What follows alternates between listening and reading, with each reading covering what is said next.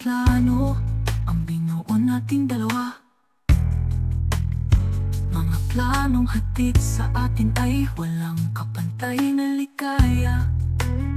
Bubuo ng sarili nating mundo, ang mundo nating dalawa. Mundo kung saan walang hirap, sakit at luha. Mga masasayang alaala, mga nanatili